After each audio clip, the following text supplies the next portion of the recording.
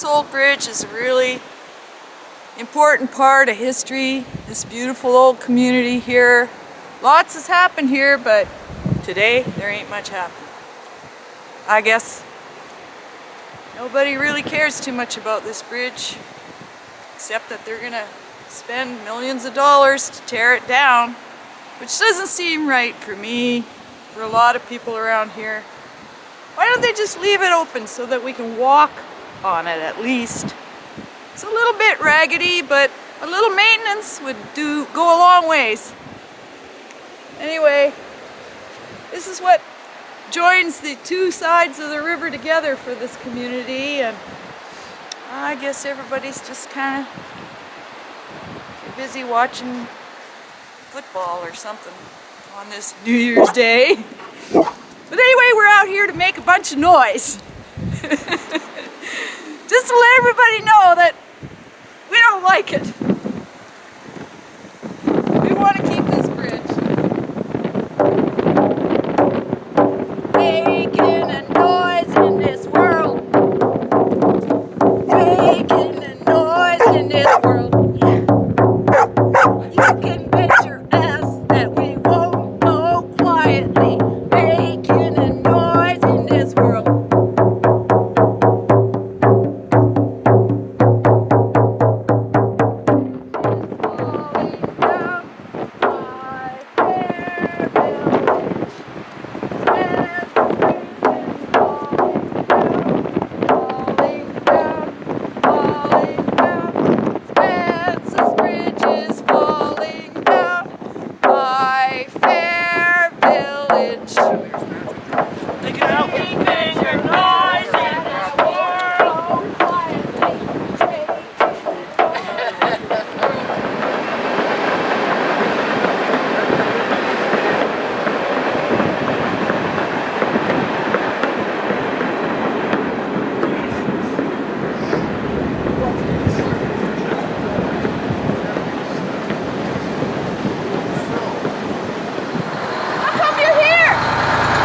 Protesting. Right on! What are you protesting? The closure of our bridge. Yeah, it sucks, huh? Yeah, it does. Yeah. Well, I'm really glad to see all the bells and whistles out today. We really do need to say something about this. They're on our first responder vehicle too. January the 1st, 2014. Waiting for the Ministry of Transportation to come and lock the bridge up and shut her down permanently. And I object to that. My name is Michael Jefferson, lived in Old Spences Bridge 8 years.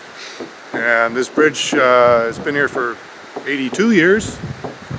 And it served the province well, and it served the community well in the region, and it's a critical link for the economy around here. And if it goes down, you're going to compromise the health and safety and the economic viability of this whole region, let alone the Spences Bridge. So given this era of infrastructure rebuilds and money flowing from the federal and provincial governments for every kind of infrastructure project you can think of, there's no excuse for this to go down due to lack of funding. It's strictly a political agenda to destroy small communities in the interior of British Columbia. That's my take on it. And if I'm wrong, I look forward to somebody from the provincial government to correct me on that. So that's my thoughts on the closure of Spences Bridge. It's been here for 149 years. This is the latest version. 82 years ago it was built. But the first one was built in 1865, and it's here for a reason. It serves the community. If you look down the end of the bridge, you'll see the fire truck. That's our Spences Bridge Volunteer Fire Department fire truck. And if you look down the west side of the bridge, you'll see the first responders van from our fire hall. And these two emergency vehicles serve this whole region. And if this bridge goes down, they'll have to go all the way around to the Trans-Canada Highway Bridge and add 4 minutes to the response time for people living up Highway 8 in the Cumsheen Reserve. We have First Nations communities at Cumsheen and Cooks Ferry, and they rely on this bridge to communicate, to go to their band hall across the bridge there. And now they're going to have to go all the way around, and it's going to compromise their communities as well. So, what can I say?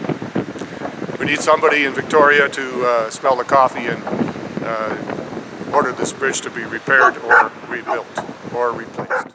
Being the fire chief and having first responders, every second counts. So the quicker you can get there, you might save a life, but when you have to go 4 kilometers. 4 kilometers around to get to what we call Kumsheen Indian Reserve, and we've had a good majority of our calls there, but no, if we It adds another 4 minutes to the response time just going around to the Trans-Canada Bridge versus cutting across the river on this bridge. Plus we got to compete with all the semi-traffic on that bridge. Yeah.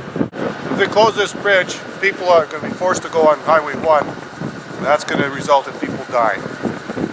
Because somebody's going to get hurt somewhere, because you can't have an interface with all this truck traffic and garbage trucks and chip trucks and lumber trucks and every other kind of truck they can figure that's on the road these days. And then you get the summertime tourist traffic and everything else, and people have to go from one side of the bridge to the other.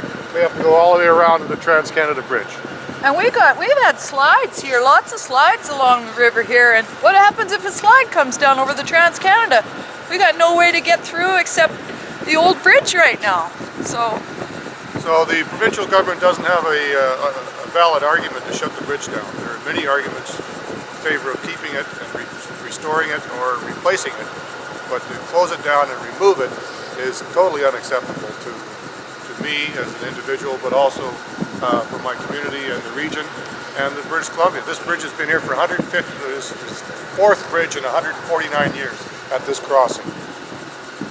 And to say it's not needed anymore is just downright wrong. Given all the infrastructure money that's floating around all over BC and Canada, this is unacceptable to shut it down. It's not a matter of funding, it's not a matter of engineering, it's a matter of political will, and that's what's missing in the equation. So call upon Premier Clark to intervene in this matter and live up to her statements about enhancing the economy of British Columbia, creating jobs, and keeping people safe.